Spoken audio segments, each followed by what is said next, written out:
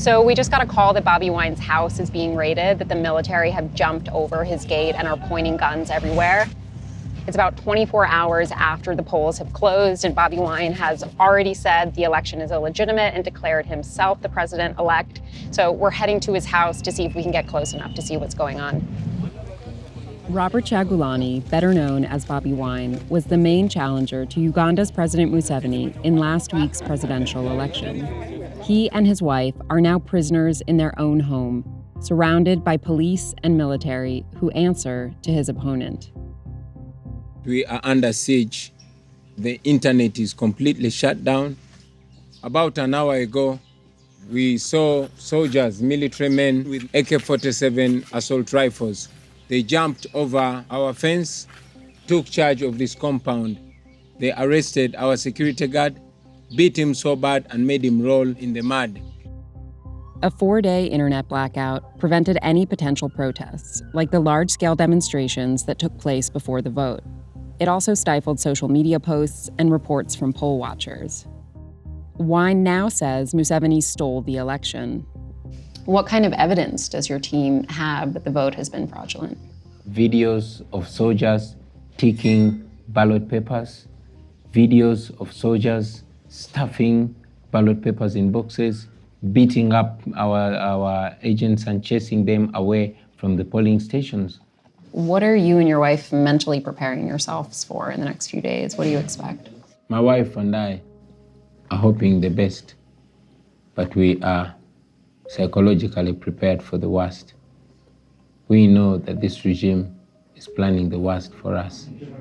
We can only hope that the international community, which is responsible for bankrolling our military, which is responsible for keeping this regime in power, we can only hope that the international community will call General Museveni to order.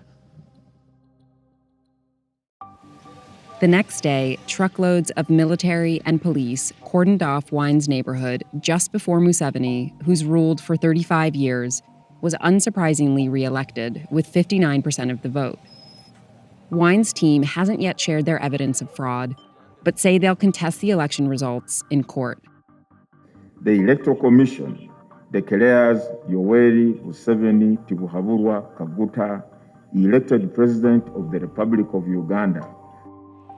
With security forces patrolling protest hotspots, there was hardly any public reaction to the announcement.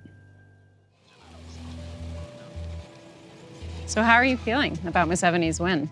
It's a numb feeling because it's been a very tough 2 months. Looking ahead for the next 5 years of Museveni's next term, how do you feel like life will be under him? The next 5 years are going to be very challenging because right now he seems to be having a growing population that is really opposing his rule. Like strikes within the city, being tear gassed every minute. It affects everyone. On top of the more overt crackdown, internet blackouts, mass arrests, and alleged election fraud, Museveni has also invested millions of dollars in surveilling his citizens. These cameras have facial recognition technology, this one right here. As part of a deal with Chinese telecoms giant Huawei, the Ugandan government has installed over 3,000 facial recognition and CCTV cameras.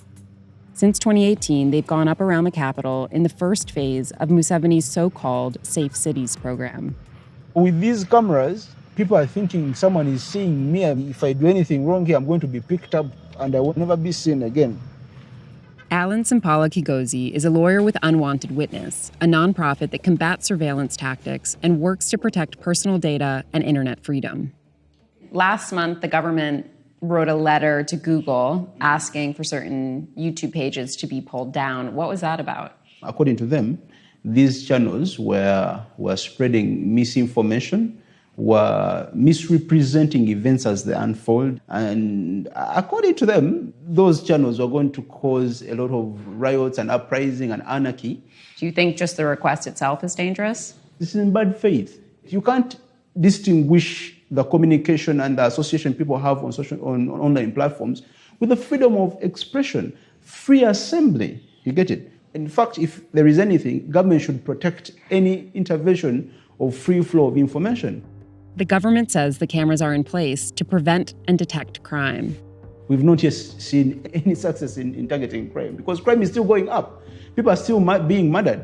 Okay, people's property is being still stolen. Do you think this is just a convenient cover then for the government? It is. They use it more for political reasons than genuine crime prevention. A spokesman for the Ugandan government told Vice News that, quote, "We don't regret even 1 inch of why we shut down the internet," and continued, quote, "If you are planning to protest, the security posture is adequate. We shall deal with that." When people think about the infamous authoritarian regimes, they think Iran, North Korea, Russia. Uganda doesn't often come to mind. Do you think it should be included in that category? That's where we're heading. I think right now, if you listen to the president's speech, he's here to stay. And he has noticed that people clearly are tired of him. And you see, the moment you realize people are clearly tired of you, you're going to bring out all the iron fists. He has removed the gloves because he has never seen himself out of power. He has never seen himself out of power.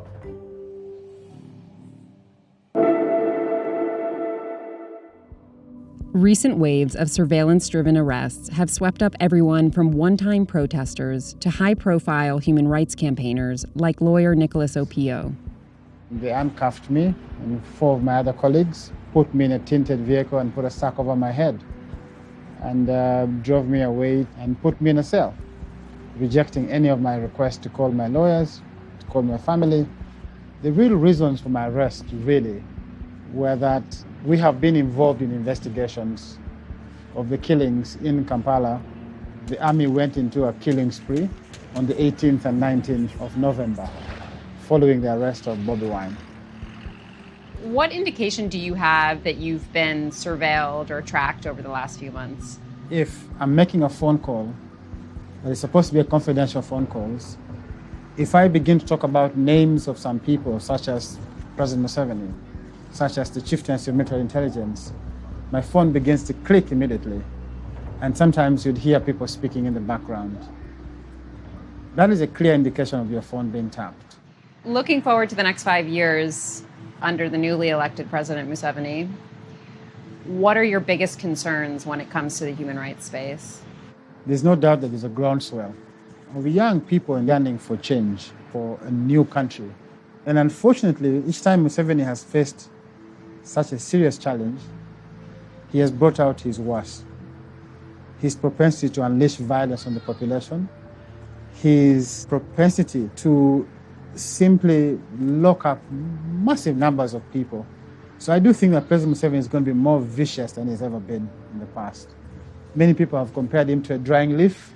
It can catch fire very easily.